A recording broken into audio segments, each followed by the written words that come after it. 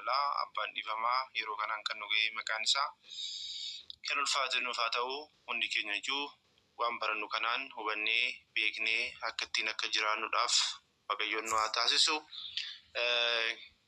Koorsii seera uumamaa isa jedhu har'a kutaa sadaffaa wajjin eegalla jechuudha. Walirraa xiqqoo waan hiixanneef mee walaa yaadachiifnu.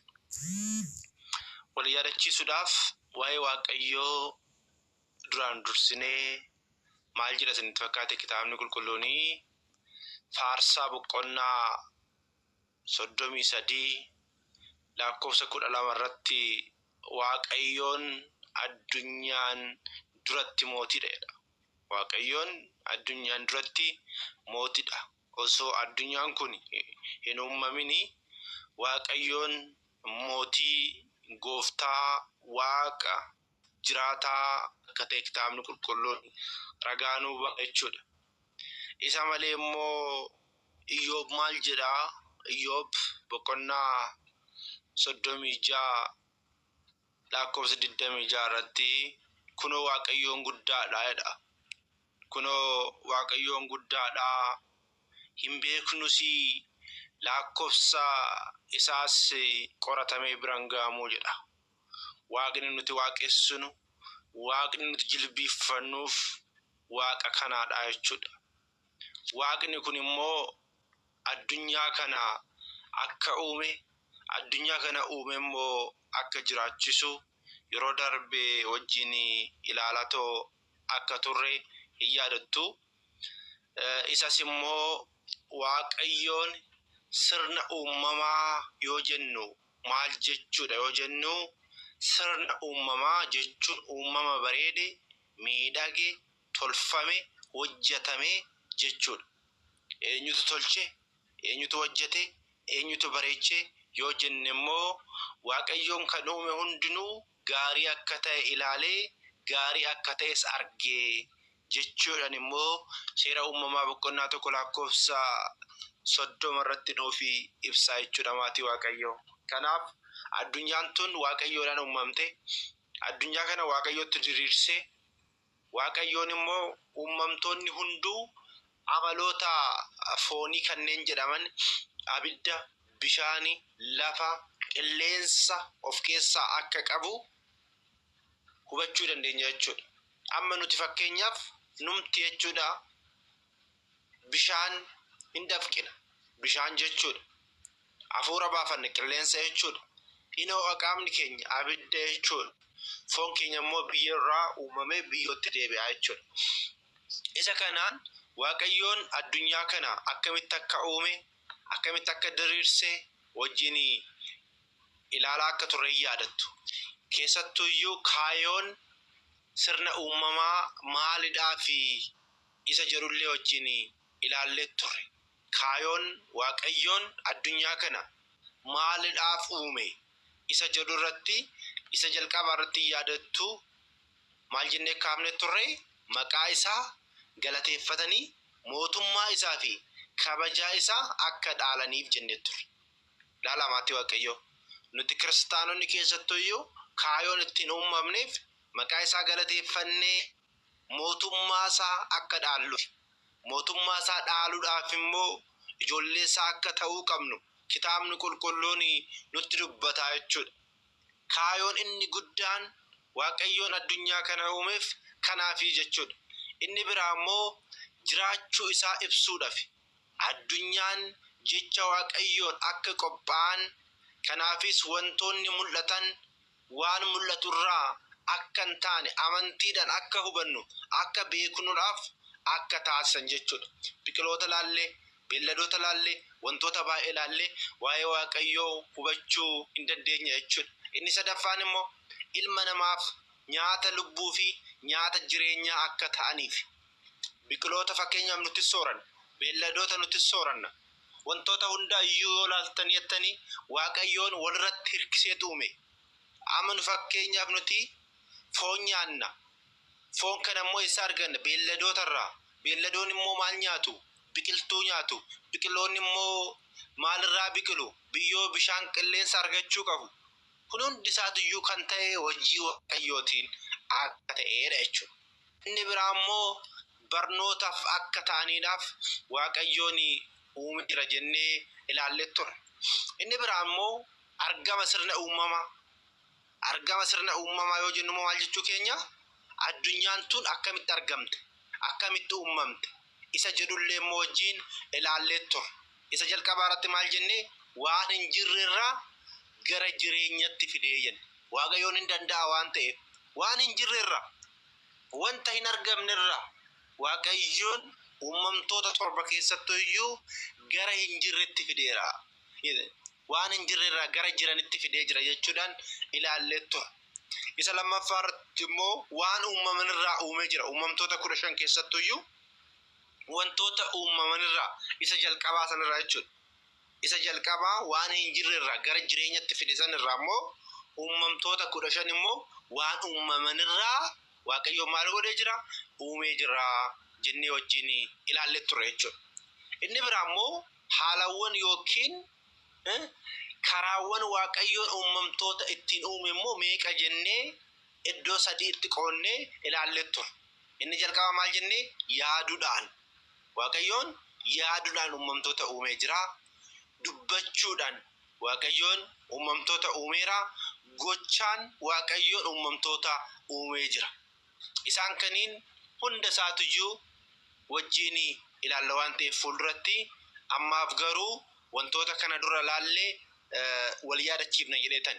Inni biraa immoo amaloota arfanii fi amala isaanii kan jedhu keessattuu iyyuu lafa, bishaan, qilleensa, ibidda amalli isaanii maalidha kan jedhus wajjin ilaaluu keenya hundi keessaniyyuu hin yaadattu. Handaawutii isiniif kenneera waan ta'eef handaawutii sanii hin dubbifattu jechuudha. Maatii waaqayyoo guyyaa har'aa mata duree haarawaan immoo wajjin kan ilaallu uumamtoota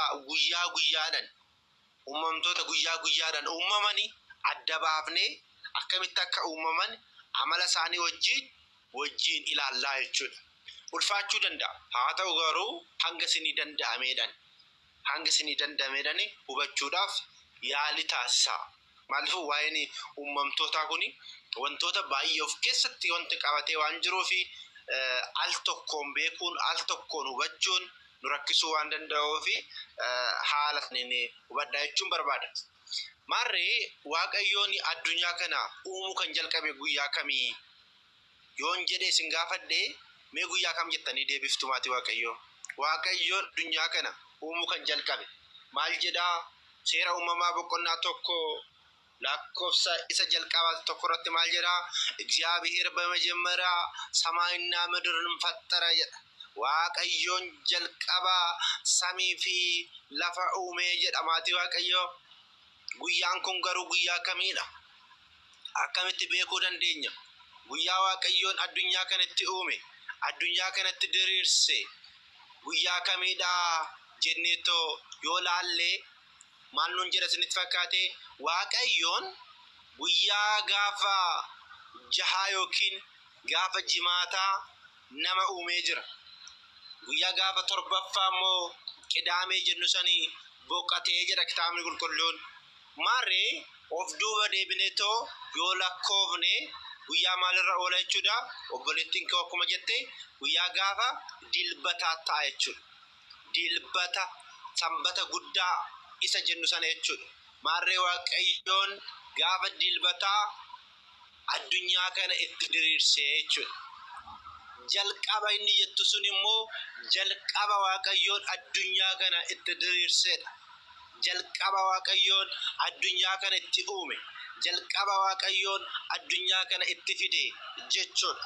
Maarree kanaaf dilbanni guyyaa jalqaba waaqayyoon uumamtoota itti uumuu eegaleedha jenna jechuudha. Guyyaan dilbataa guyyaa waaqayyoon uumamtoota itti uumuu jalqabe. Afaan Gi'iizidhaan Ihud jedhu. Ihud isa jedhurraa jechuudha. Kana jechuunis ahada jechuun maal jechuudha immoo? Hiikni isaa tokko taasisee jechuudha. Tokko taasise waaqayyoon jechuudha. Isa jechuudhaan Ihud jedhaniitoo iwaamu afaani oromiffaatiin immoo nu maal jennaani dilbata jenna jechuudha. Guyyaan kun jechuudha guyyaa jalqabaati jechuudha. Dilbanni guyyaa jalqabaa akka ta'e hubachuu qabna jechuudha kiristaanota. Waaqayyoon kabajni isaa akka ifa ta'uuf akka galateeffatamuuf guyyaa uumamtoota isaa uumuu itti jalqabe guyyaa kamidha? Guyyaa dilbataati jechuudha. Guyyaa dilbataati maatii waaqayyoo. Yesaara nuti guyyaa dilbataa mana waaqayyoo deemnee hin galateeffannaa isaaf aarsaa hin dhiyeessina jechuudha. Waaqayyoon guyyaa kana itti uumedha. Waaqayyoon garuu addunyaan kun osoo hin uumaminiin duraayyuu galateeffatamaa faarfatamaa akka ture hin beekamu.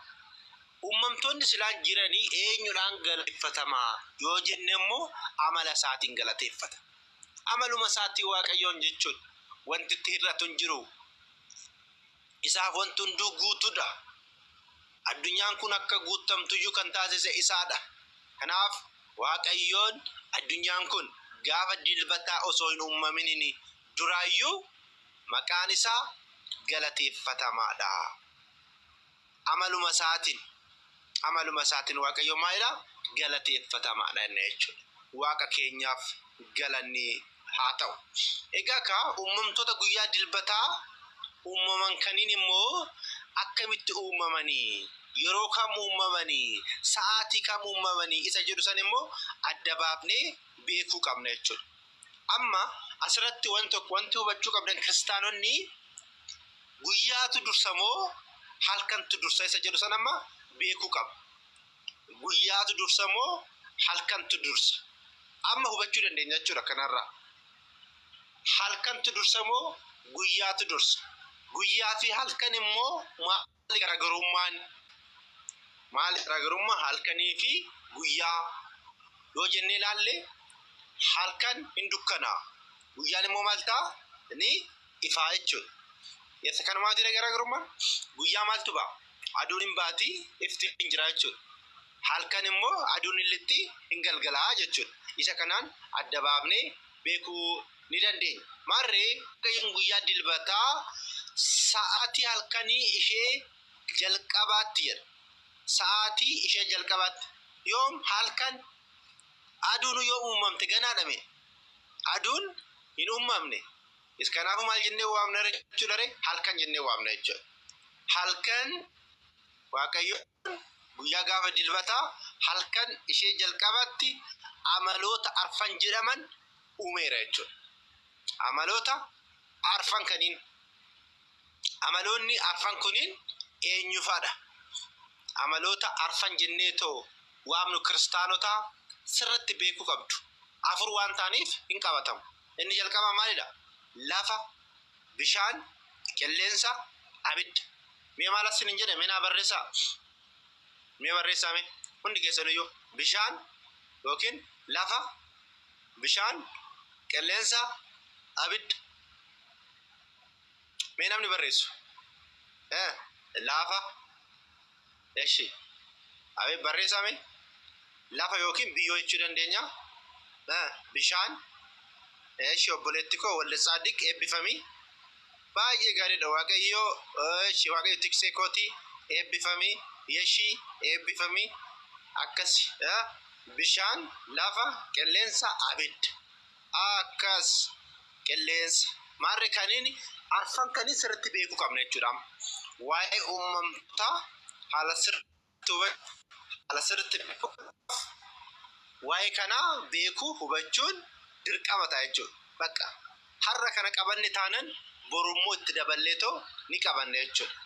Isa kanallee immoo maal jedheef Roomee boqonnaa 4 lakkoofsa 17 irratti waan hin turre akka waan jiru godhee kan waamuu jedha.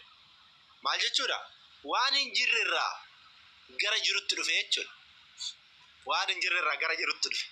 Fakkeenyaaf obboleewwan koo osoo daakuun jechuu baate biddeen tolchuu dandeessu?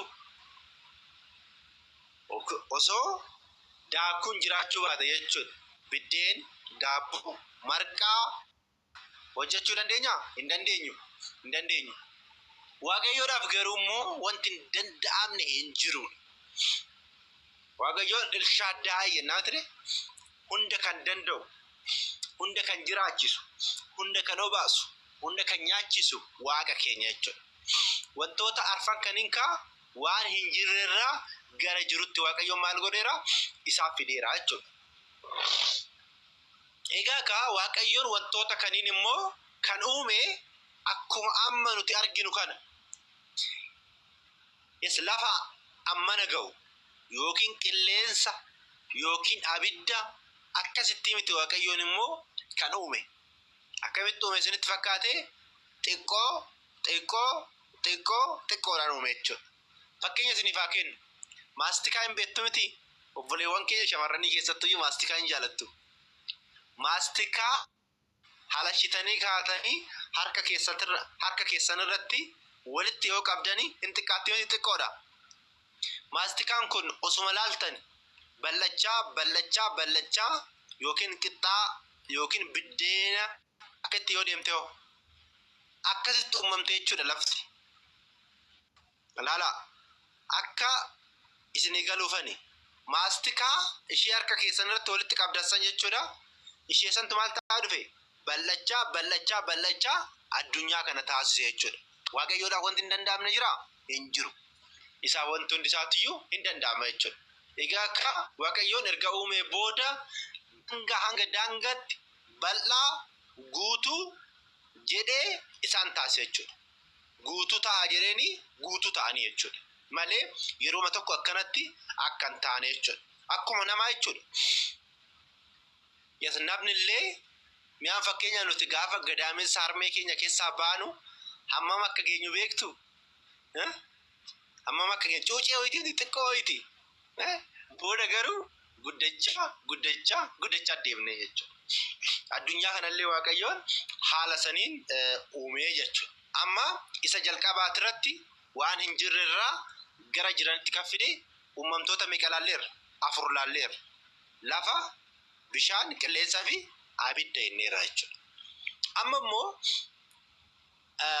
isa shanaffaa irratti immoo Waaqayyoon maal uume jenna immoo dukkanatu uumame jechuudha.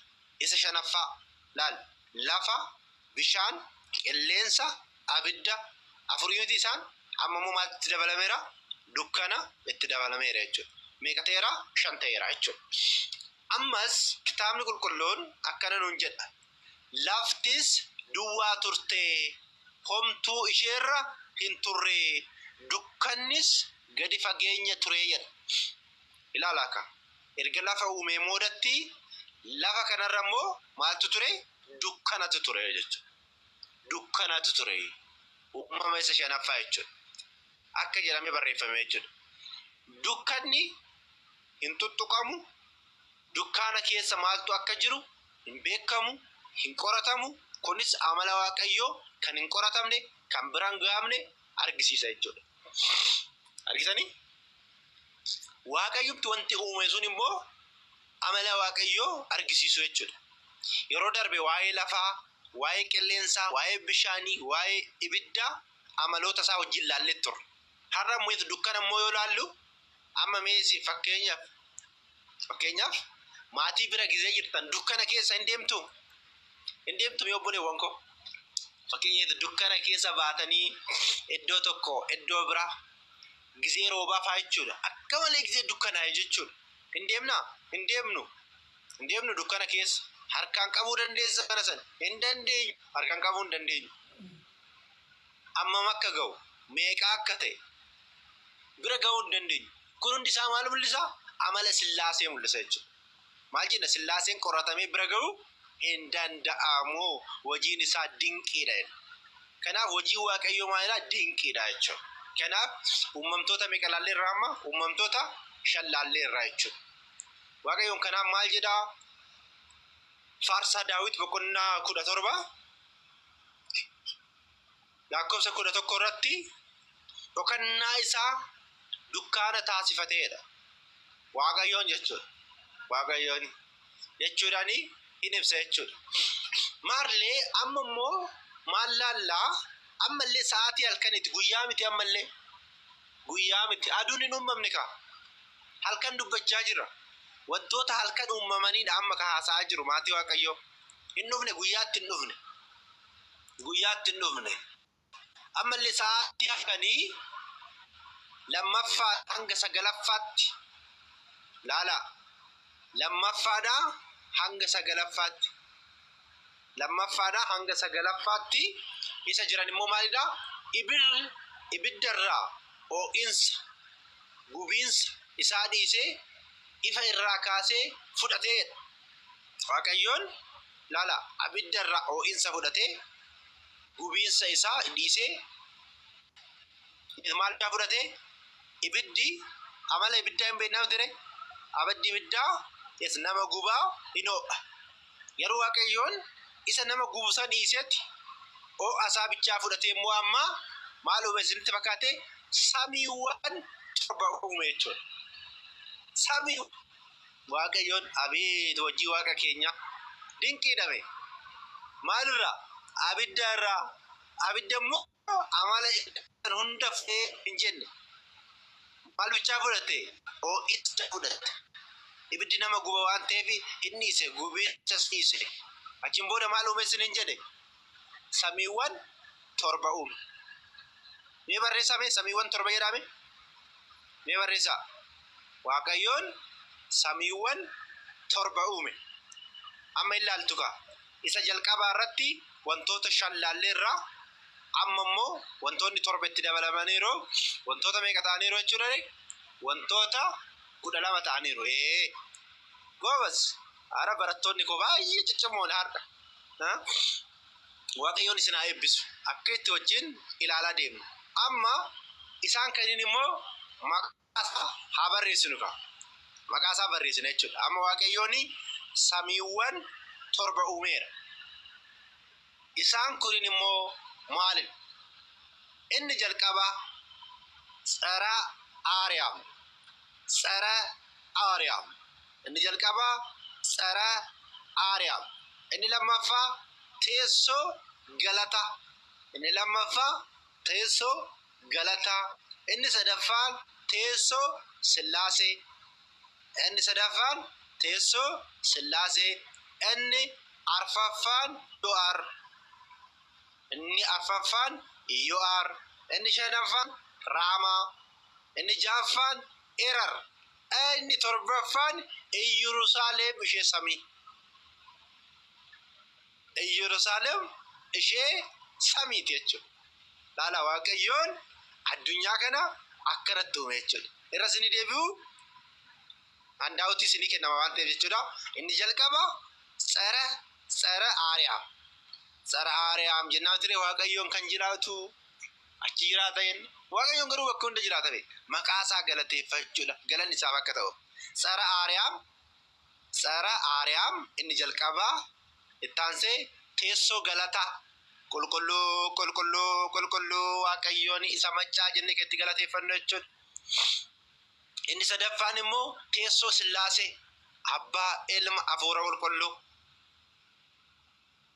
inni arfaffaan ergamoonni keessatti ilaallakanii wajjin ilaalla hunda isaatu iyyuu adda baafnee wajjin ilaalla rakkoon hin jiru Yoo'aar Raamaa Erar Yerusaalem ishee samiiti jechuudha kanaafuu samiiwwan torban kan jennu kana jechuudha akka saayinsiitti pilaanetii kan jedhamu jiraamti akka saayinsiitti pilaanetoota jiran kan jennu manni amantaa immoo samiiwwan torbatu jira jettee waamtii jechuudha amma mee isaan kaniin ka adda baafnee haa ilaallu wantoota torba inneerraa samiiwwan torba waamneerraa samiiwwan torban kuni maal isaan maaltu keessatti ta'e akkamitti kan jedhu immoo wajjin ilaalla jechuudha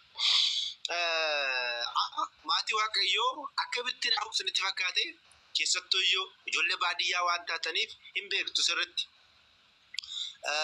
maatiin keenya kobota walirratti tuulaa miti walirratti tuula kobota jechuudha inni biraa immoo buddeena yoo tolchitan buddeena walirra keessu miti akkasitti uume jechuudha waaqayyoon akkasitti jechuudha addunyaa tana akkasitti walirra kaa'ee uume jechuudha walii galaa miti maatii waaqayyoo goosh waaqayyoon si wajjin haa ta'u hundi keessanuyyu hunda keenya wajjin haa ta'u. Amma immoo maal jennaani tsara aariyaam inni jedhu kuni samii olaantuu jechuudha. Oromiffatti yoo hiikne hiikaa biraan qabnu samii olaanaa yookiin olaantuu isa jalqabaatirra jirtu jechuudha. Isaa maal jennaani tsara aariyaam jennaan jechuudha. Tsara aariyaam jenna jechuudha. Samiiwwan hundaa ol taatedha. Maal asiniin jedhee samii maali oli? Samiiwwanii oli. Isaan oli wanti biraan jiru jechuudha. Isaa gadi malee. Eenyu? Tsara aariyaam yookiin samii olaantuu jennu kan maal jennaani samiiwwan hundaa ol taatedha.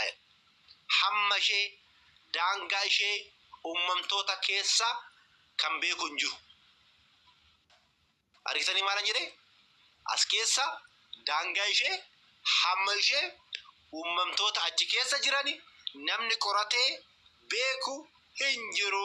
Kuni iccitiidha jettee bira dabarte manni kiristaana.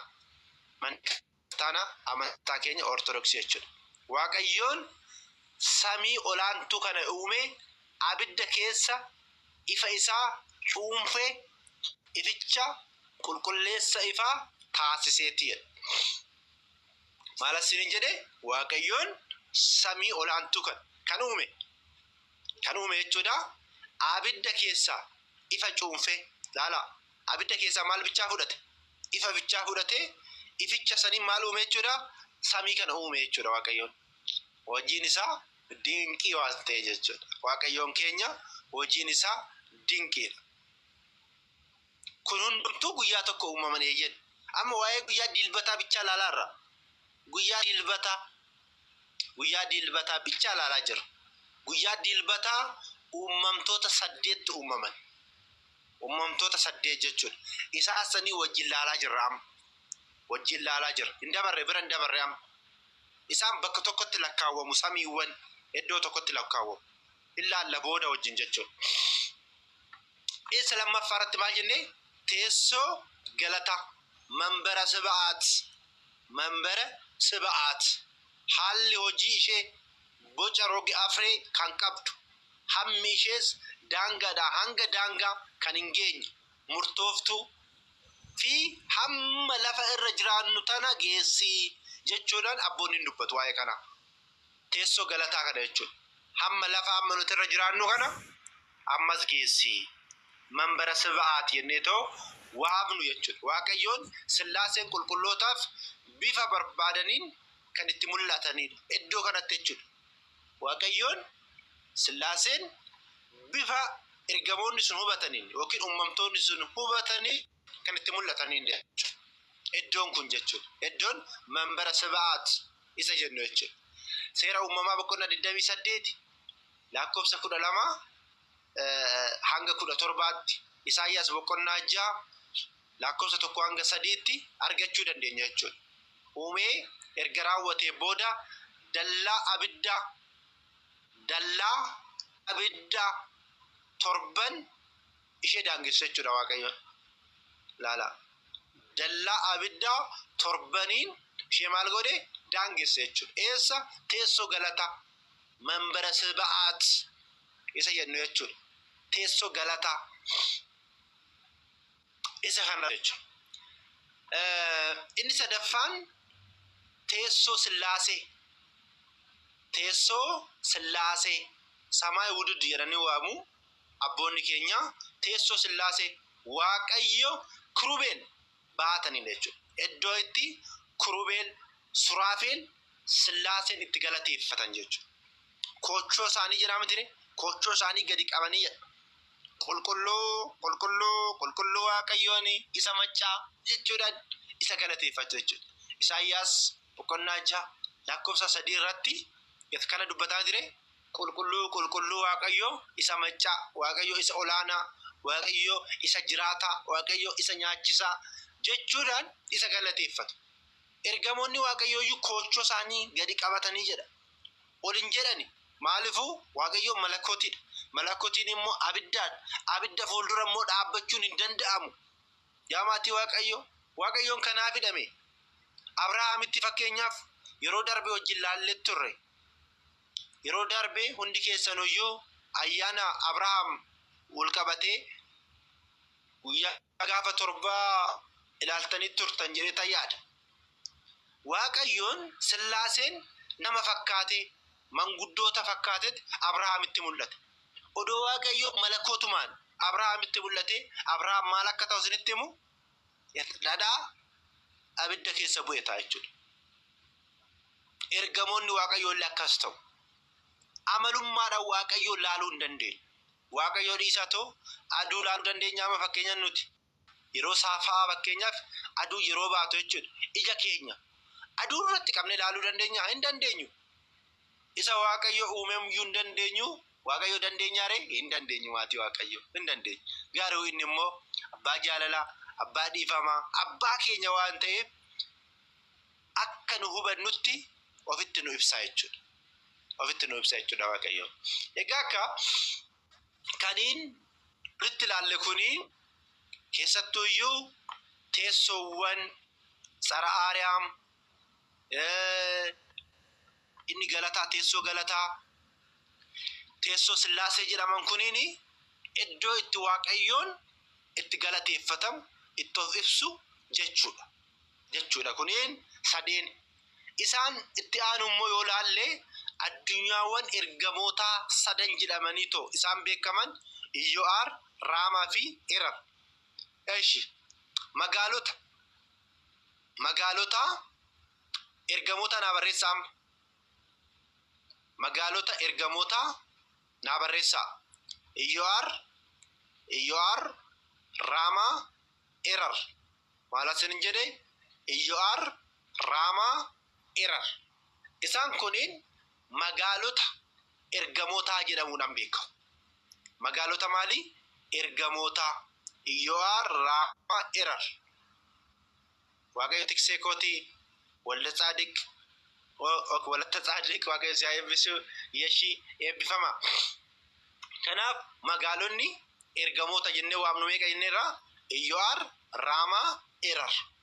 Isa jalqabaa irratti teessoo galataa, teessoo Sillaasee fi Tsara Aariyaam iddoo itti Waaqayyoon itti galateeffatamu jennee ilaalleerra.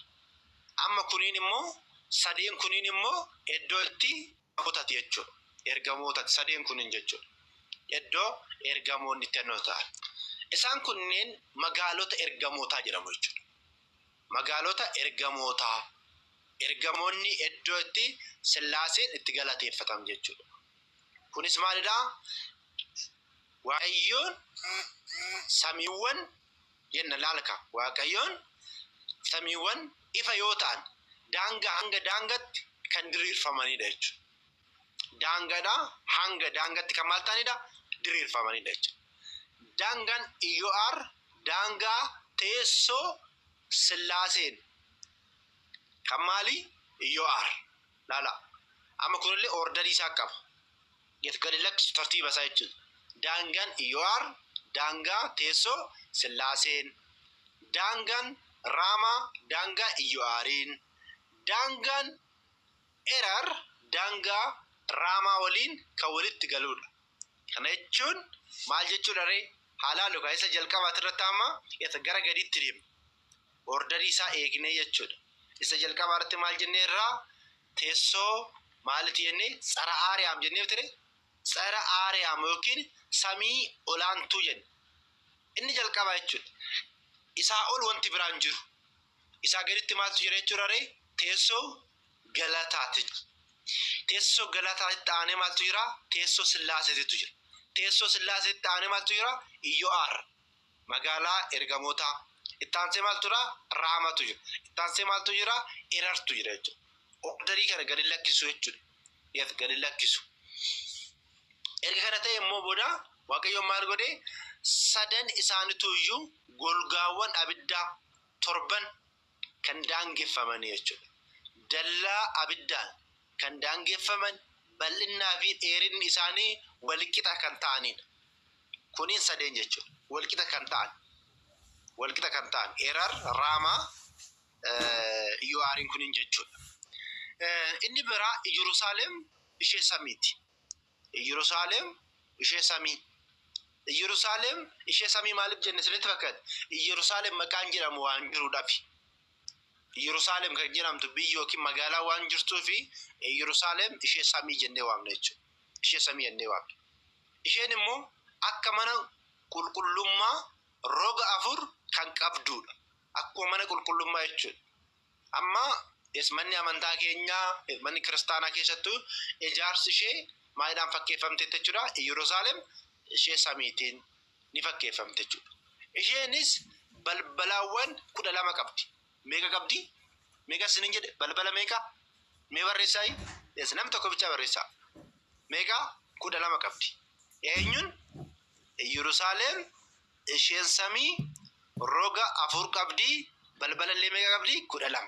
Abeet barattoonni kiyya baay'ee cicciimoodha. Waaqayyo isin haa eebbisu. Yen akkas jechuudha. Utubaawwan jechuudha Waaqayyoon itti aannoonii fi utubaawwan qadaan yookiin cuftu jechuudha.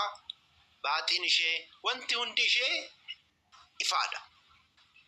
Ifaan kana godhe Waaqayyoon waan hunda jechuudha. Waaqayyoodhaaf wanti hin danda'amne hin jiru jennee fudhanna jechuudha. Kanaaf fakkeenyaaf jechuudha haadha keenya kan taatee fi ifarraa kan bocamte taabota Zaador ishee keessatti argamte jechuudha. As keessatti eessa maal keessatti? Samii ishee Yerusaalem ishee samii keessatti jechuudha. Yerusaalem ishee samii keessatti taabota Zaador ishee jedhamtutu argamti jechuudha. Inni biraa immoo ammallee immoo sa'aatii halkan isa 9ffaatti amma sa'aatiiwwan halkanii isa 9ffaatti kan uumaman immoo maalidha? Ergamootatu uumame jechuudha. Ajaa'iba kun maaltu uumame? Ergamoota. Amma maatii Waaqayyoo asirratti wanti hubatamuu qabu akkanatti kitaaba qulqulluurraa argachuu hin dandeenye. Kitaaba qulqulluurraa jechuudha. Manni amantaa Ortodoksii amantaan ishee jalqabarraa itti fufe kan adda hin cinne guyyaa ergamoonni yookiin addunyaan kun uumamanirraa hanga har'aatti waan jirtuuf kitaaba qulqulluutiin ala kitaabolee baay'ee qabdi. Kitaaba qulqulluuyyuu kan argamsiise mana kiristaanaati waan ta'eef manni kiristaanallee immoo kitaabolee dabalatoo ta'an kitaabolee baay'ee iccitiiwwan baay'ee ibsuu danda'ani baay'ee qabdi. Akka warra Protestaantiitti osoo warra Protestaantii gaafattanii jechuudha ergamoonni guyyaa kam uumamanii osoo jettanii isin deebisuu hin danda'an. Kitaaba 66 keessa hin jiru waan ta'eef jechuudha. Hin jiru waan ta'eef manni kiristaanaa garuu manni amantaa keenya garuu beekumsaan qabeenyaan kan guutamte waan ta'eef waan deebii qabdi. Deebii qabdi akka jechuudha. Akkamitti samiiwwan iyyuu akkam meeqa akka jiran bicha hin dubbata kitaabni qulqulluun. Akkamitti akka uumaman garuu hin ibsu. Kanammoo kan ibsitu eenyudha? Mana kiristaanaati jechuudha. Mana kiristaanaati. Waaqayyo haa galatamu mana kiristaanaa kana keessa kan nu tursiise jechuudha. Kanaaf ergamoonni immoo akkamitti uumamanii yoo jenne waan hin jirrerraa gara jiranitti dhufan. Isin hin jedhe waan hin jirrerraa gara jiranitti. Waan hin jirrerraa gara jiranitti fide Waaqayyoon aangoo isaatiin ergamoota jechuudha. Namoonni baay'een abiddarraa qilleensarraa akkas jechuu danda'u miti. Ergamoonni waan hin jirrerraa gara jiranitti dhufan malee abiddarraallee qilleensarraallee bishaanirraallee hin uumamne ergamoonni. Kana beekuu qabna jechuudha. Ergamoonni waan hin jirrerraa Waaqayyoon argamsiiseera. Kitaaboleen tokko kan akka dirsaana Mikaa'el ergamoonni abiddaa fi qilleensarraa akka uumaman dubbatu. Garuu akka kanaatitti garuu wanti hubatamuu qabu wantoonni kun jechuudha amala ergamoota argisiisu mul'isuudhaaf yaadameeti malee ergamoonni kanarraa uumaman jechuu miti. Fakkeenyaaf ergamoonni amala abiddaa qabu. Ergamoonni jechuudha amala abiddaa qabu. Amala qilleensa qabu saffisu jechuudha. Saffisu saffisni isaanii inni biraa qilleensi mul'atu ergamoonni illee mul'atan. Amaloota ergamootaa mul'isa kuniin malee abiddarraa akkasirraa uumamee hin jedhamu jechuudha. ergamoonni amaloota isaanii akka ta'e hubachuu hin dandeenya jechuudha. Abiddaa fi qilleensawwan uumama osoo ta'e akkuma keenya dhukkubsattoota ta'uu ture. Eenyuun ergamoonni jechuudha. Oduu akkasitti yaadna ta'e waan jiranirraa waan jirurraa Waaqayyoon isaan uume jennee osoo yaadna ta'e akkuma keenya kana maal ta'u hin dhukkubsatuu turan jechuudha. Maali ergamoonni garuu Waaqayyoon isaan maalirraa uume waan hin jirrerraa gara jiranitti isaan uume jechuudhaan manni amantaa keenya gadi fageenyaan ibsiti jechuudha. Keessattuu iyyuu kitaaba Aksumaaros jedhamu yoo argattan kitaaba mana amantaa ortodoksiiti kitaabni keessattuu iyyuu ijoolleen yuunivarsiitii keessa jirtan mana kitaabaa keessatti argachuu dandeessu. Kitaaba Aksumaaros isa jedhudha. Isa kanammoo abbaa Epifaanos isa jedhamtu kitaaba kana barreesse. Kitaaba kana irratti waa'ee ergamoonni akkamitti akka uumamanii nuuf kaa'anii jiru jechuudha. Ergamoonni uumaman immoo meeqa isa jedhu san immoo haalaalluka. Ergamoonni guyyaa kam uumamanii? Mina barreessaa. Ergamoonni guyyaa kam uumamanii? Maatii Waaqayyoo. Ergamoonni guyyaa kam uumamanii? Nashi waa barreessame. Akka hin daganneef baay'ee gaariidha. Waaqayyoo isin wajjin haa ta'e yatti caaltuu walatta Tsaadiq eebbifama. Gaafa dilbataati. Amma waa'uma dilbataatirra jira. Waa'ee dilbataatirra waan biraa keessan seenne dilbata jechuudha. Dilbata uumaman ergamoonni. Ergamoonni immoo baay'inni isaanii meeqaa jedhee yoo namni isin gaafate lakkaawamee bira ga'uun hin danda'amu. Baay'inni ergamoota garuu maaliidhaan beekuu dandeenya? Qomoodhaan. Ergamoota qomoo meeqan uume? Qomoo 100 jedhame. Qomoo 100 uume Waaqayyoon. Ergamoota qomoo 100. Laakki 99 miti qoy booda laalla. 100 uume jechuudha. Ergamoonni uumamanii qomoo 100dha jechuudha. 100 immoo guutuudhaan miti guutuudha. Qomoo 100. Maarree sa'aatii halkanii kurnaffaatti immoo Iyyo'aar bakka 4tti hire. Iyyo'aar ishee jedhamtu san bakka meeqatti hireessin hin jedhe? Bakka 4tti. Iyyo'aar ishee jedhamtu kana immoo Waaqayyoon bakka meeqatti hireera? Bakka 4tti kutaa jechuudha. Yes, mana jireenyaa keenya keessatti fakkeenyaa fi manni tokko yoo jiraate mana sanii iddoo ciisichaa, iddoo keessummaan taa'u, iddoo nyaanni itti qophaa'u, iddoo televezyiinii midhaan taa'u jenneetoo akka itti qoqqooddu san jechuudha. Waaqayyoon Iyyo'aar iddoo meeqatti qoodeetin hin jedhe? Iddoo 4tti qoodee jechuudha. Iddoo 4tti qoode. Qomoowwan 100 keessaa 40 fudhate. Meeqatu hafe? 60tu hafe. Laalaa. Amma asirratti suutee deemna ishii. Waaqayyoon ergamoota qomoo meeqan uume sinin jedhe? Qomoo 100 sinin jedheef ture? 100 sinin jedhe. Ergamoota kaniin immoo magaalonni ergamoota meeqa sinin jedhe? 3 sinin jedhe. Eenyufaadha? Iyyo'aar, Raamaa fi Erar jennee jirra. Amma qomoowwan 100 keessaa 40 fudhate. 40 fudhateeti Waaqayyoon jechuudha. 40 fudhateeti Iyyo'aar immoo bakka 4tti qoodee 10 kaa'e jechuudha. Kutaalee san keessa jechuudha. 10 walitti meeqa? 40 ta'u jechuudha. Maarree qomoowwan 100 keessaa 40 fudhatee kun agaa'ist. Maal jedheeni? Agaa'ist alamaat kan jedhu jiraate agaa'ist jedheen. 10 Kiruubeel jedheen. 10 Suraafeel jedheen. 10 Haayilaat jedheen. Maqaa moggaasa. Mee maal isiniin jedhe? Ulfaachuu danda'a garuu maqaan kuni isinitti akka hin cimne isa jalqabaa irratti maal jenneeni? Agaa'ist meeqa? 10. Inni biraa Kiruubeel meeqa? 10. Inni biraa Suraafeel meeqa? 10.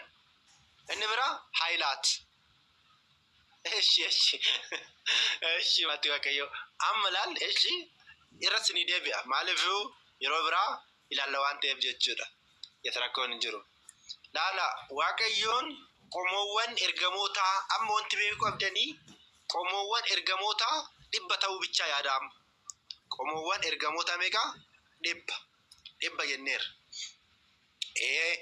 magaalonni ergamoota ammoo meeqa jenneer 3 jenneer amma ka magaalota ergamoota sadan kanarratti qoodaa jira waaqayyoon muudaa jira jechuudha aangoo kennaafii jira jechuudha eenyudha ergamootaaf isaan keessaa inni jalqaba Iyyo'aar ittaanee Israama ittaanee Erar jenneer magaalaa ergamoota Iyyo'aar keessatti immoo meeqa muudeerra inni 40 muudeer 40 kanin illee immoo iddoo tokkotti muunne waaqayyoon Iyyo'aar bakka meeqatti qoodessin hin jedhe bakka 4tti Iyyo'aar jechuudha baay'ee gaarii bakka 4tti qoodeera amma isaan kanin immoo maal godhe waaqayyooni isa jalqaba Agaa'isti jedheen Agaa'isti meeqa 10 Agaa'isti irratti ittaansee maalidha Kirubeel 10 amma lakkooftu kaasin ittaansee maalidha Suraafeel 10 ittaansee Haayilaat 10 meeqa ta'eera 40 jechuudha moggaasee jechuudha waaqayyo hojii waaqayyo dinqii miti dinqiidha hojii waaqa keenyaa jechuudha ajaa'iba hojiin isaa amma ka erga kana laalle immoo Agaa'istiin kutaa magaalaa Iyyo'aar isa olii keessa jechuudha amma orderii san akka gadeernoon goone isa jalqabaatirra akkuma laalle sanitti dhufna jechuudha eshi Agaa'istiin kutaa magaalaa Iyyo'aar isa keessa isa olii deebee kutaan itti aanu immoo Kirubeel kutaa Iyyo'aar isa lammaffaa Suraafeel immoo kutaa Iyyo'aar isa sadaffaa Haayilaatiin immoo kutaa Iyyo'aar isa arfaffaa qabachiise jechuudha waaqayyoon akkamitti deemna jechuudha laala Agaa'ist Kirubeel Suraafeel Haayilaat jennaan jechuudha orderii isaa saniin deema jechuudha yookiin tartiiba isaa sanaan walubanneetti maatii waaqayyo baay'ee gaariidha warri barreessaa artan komentii maaliif wal yaadachiisuudhaaf hedduu baay'ee waan nu gargaaruuf jechuudha Agaa'istiif immoo amma immoo hooggantoota kenneefiira hooggantoonni isaanii immoo eenyudha isa jedhu immoo haalaalle wajjin amma Agaa'istiif Saaxinaa'el Kirubeelii fi Kirub hooggantoota laala eessa akka jiru hajjireen eessa akka jiru laala Agaa'istiif eenyuun uume Saaxinaa'el Kirubeeliif Kirub Suraafeeliif Suraaf Haayilaatiif immoo Mikaa'eliin hooggantoota hangafaa godhee isaan muude Mikaa'el meeqaffaarratti Mikaa'el kutaa Iyyo'aar meeqaffaarratti mee yoo warri dhageessan qulqullichi Mikaa'el kutaa Iyyo'aar isa meeqaffaa baay'ee gaariidha walatta Tsaadiq waaqayyo isaa eebbisu jalqaba argatteerta isa meeqaffaarratti arfaffaarratti jechuudha arfaffaarratti bakka isa dhumaatirratti jechuu dandeenya isa dhugaadha waaqayyo isin eebbisu warroonni hirmaachaa jirtan baay'ee gaariidha amma akkanatti jechuudha waaqayyoon akkanatti maal godhe waaqayyoon jechuudha uumee jechuudha laala as keessatti wanti nama dinqu keessaa maal sinti fakkaate Saaxinaa'el eessatti akka uumame laala eessatti akka uumame jechuudha inni amma diina keenya ta'e jechuudha amma erga waaqayyoon akkana godhe immoo qomoowwan Kirubeel mudhii isaanii olitti mataa 4 fuula 4 kan qabanidha amma rakkisaa ta'a amma waan hin argine tokko amma yoo akkasitti dubbannu hedduu rakkisaa ta'uu danda'a mee garuu viidiyoo wayiin jira natti fakkaate viidiyoo san yoon argee isiniifan erga ishii akka hubattaniif jechuudha akka hubattaniif qomoon Kirubeel mudhii isaanii olitti mataa 4 fuula 4 kan qabanidha fuulli isaanis fuula namaa fuula leencati ijji isaanis akka qeerransaa buburreedha. Tajaajilli isaanii fakkeenya lubootaan teessoo Sillaasee baachuudha. Maal baachuudha? Barreessaa. Maal baachuudha? Teessoo eenyu? Teessoo eenyu? Eenyu dursa barreessame? Teessoo eenyu sin jedhe? Teessoo eenyu? Hin dhageenye? Baay'ee gaariidha. Teessoo Sillaasee. Eenyuun? Kirubeelii jechuudha. Waaqayyo isin haa eebbisu warri hirmaachaa jirtan. Eessa dhugaa Waaqayyo. Hedduu baay'ee namatti toltu. Teessoo Sillaasee. Tajaajilli isaanii isa kanaadha jechuudha. Akka lubootaa jechuudha. Teessoo Sillaasee baachuudha. Akkuma luboonni abboonni keenya Tsillaatii maqaan Waaqayyoo irratti barreeffame Alfaa Omeegaa jedhu irratti barreeffame baatasanii jechuudha. Qomoon Suraafeel fakkeenya daaqunootaan kadhannaadhaaf kan jabaatan, kan jabeessan ergamoota galataati. Eenyuun?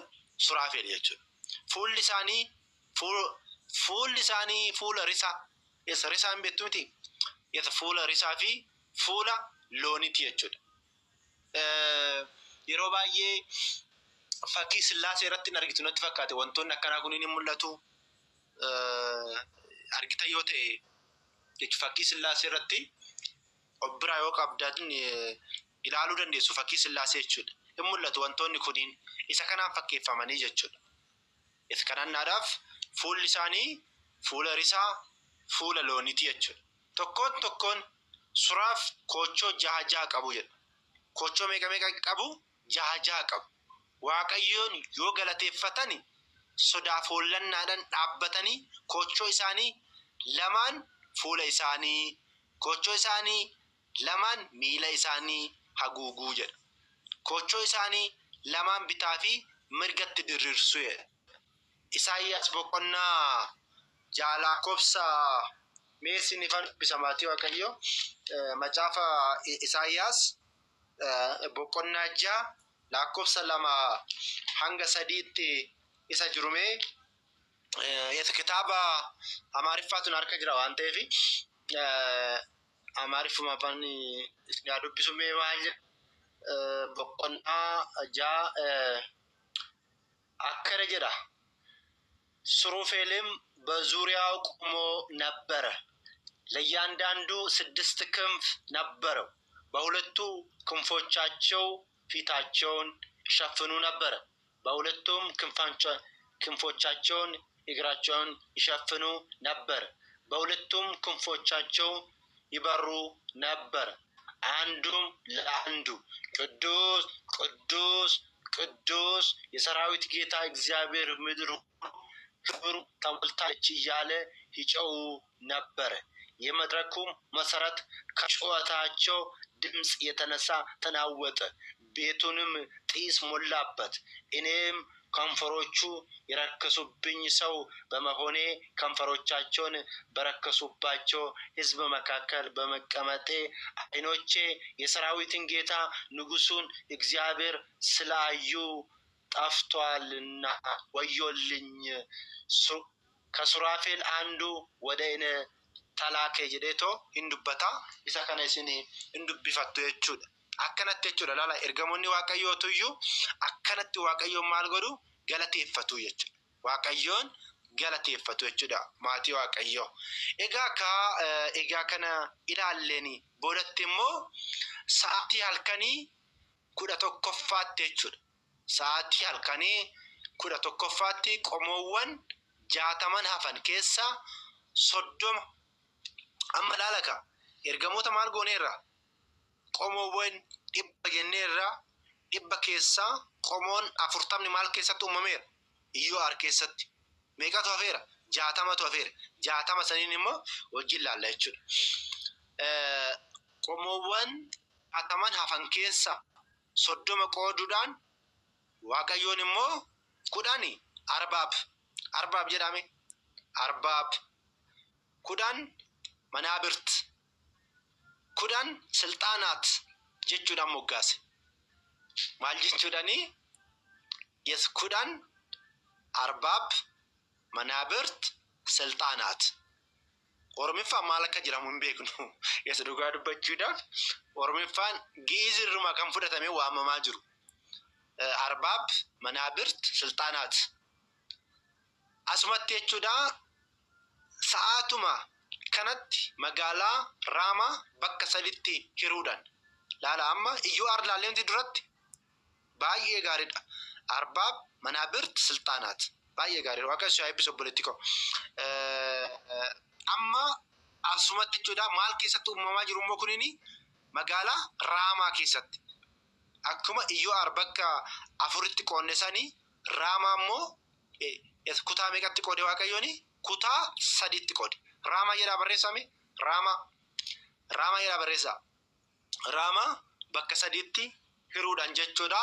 Waaqayyoon immoo akkuma jalqaba irratti ilaalle eeyyan baay'ee gaariidha. Isa jalqaba irratti maal godhe? Arbaab, Manaabirt, Silxaanaat jechuudhaan Waaqayyoon isaan uumeera jechuudha. Ammallee akkuma siniin jedhee tartiiba dura lakkisne ammallee gadi lakkisne. Maal jedheera?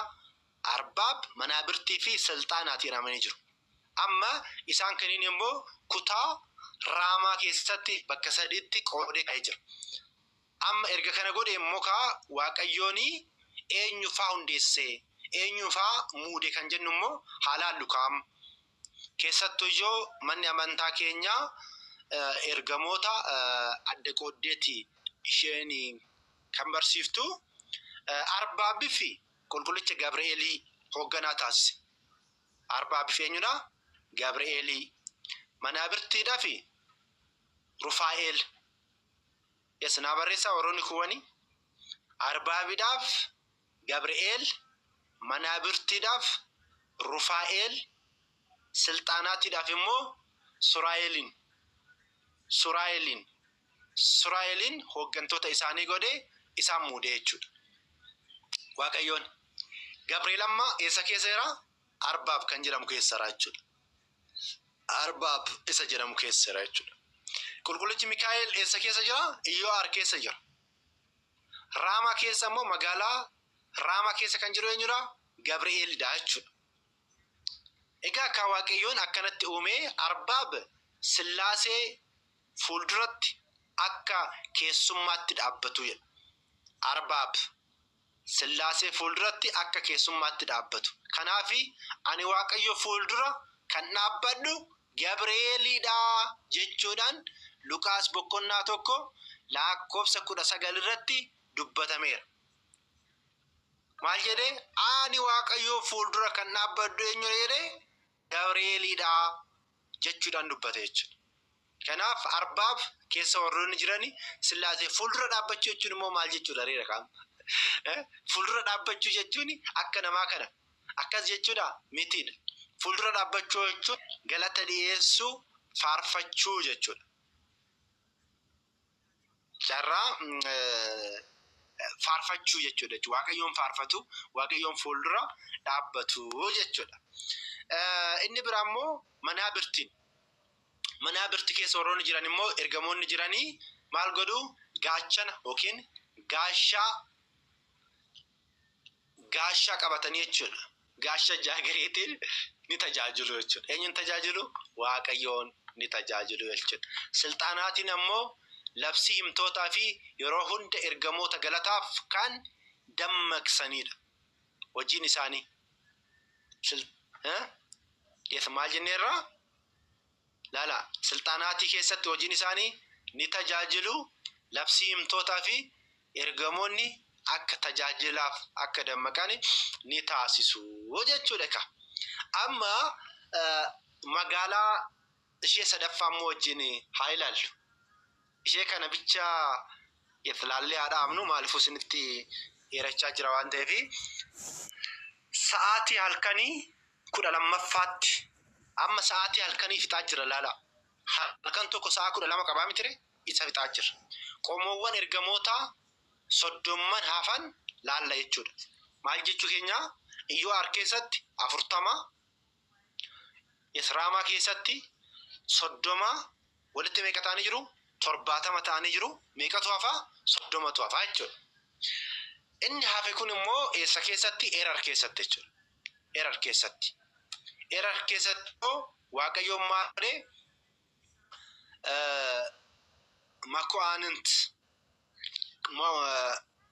Mukaanint kan jedhamani kutaa magaalaa isa olii keessa liqaanaat Waaqayyoon laalaan mallee iddoo sadiitti qoodee jechuudha. Isa jalqabaa irratti maal jedhee?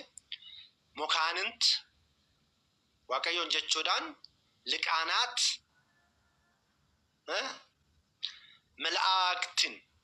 malaa'aktin jechuudha immoo iddoo meeqatti qoodee? Iddoo sadiitti qoodee jechuudha. Mukaanitti keessatti immoo Saadiqaa'el ergamaa jedhamu muudee, liqaanaatti keessatti immoo Salaataa'el isa jedhamu uumee, malaa'iktiif keessatti immoo Anaani'el isa jedhamu ergamoota muudee jechuudha. Isa maqaan isaatiyyuu hin ulfaata. Hojjumaan Waaqayyoon jechaa tolaan lamaatii Waaqayyooyi. Mukaanint, liqaanaat, malaa'iktin isa jedhamu uumeera jechuudha. Isa keessatti Saadiqaa'el isa jedhamu koo mukaanitti keessatti uumeera. Liqaanaatti keessatti immoo Salaataa'el isa jedhamuun uumeera. Malaa'ikti isa jedhamu Anaani'el isa jedhamuun Waaqayyoon muudee isaan kaayee jira jechuudha. Maatii Waaqayyoo. Ergamoonni kunniin iddoo magaalaa yookiin magaalaa Waaqayyoon uumaa isaanii itti galateeffatan iddoo qubachiisee isaan kaayee jechuudha. Raafamuudhaan, hollannaadhaan Waaqayyoon maal godhu? Itti galateeffatu jechuudha. Waaqayyoon ergamootaaf yoo isaan waame gara olitti hanga samii olaantummaa tsara aariyaamitti ba'anii gara gadiin hanga barbaasutti jechuudha. Illaa barbaraasotti maal jechuudha kan jedhu hojii ilaallaa bu'anii ergamoonni kunniin hojii isaanii hin raawwatu jechuudha. Waaqayyoon aangoo amalummaa isaan amaloota arfan dukkana samiiwwan erga uumee booda ergamoota uumee jechuudha. Dura ergamoota uumuu dhiisuun isaa samiiwwan yoo diriirsu, lafa yoo jabeessu, nutis gargaarree waliin hojjanne akka hin jenneedhaaf Waaqayyoon dursee erga samiiwwan erga uumeen boodatti maal uumeera Waaqayyoon? Ergamoota uumee jira jechuudha maatii Waaqayyoodha.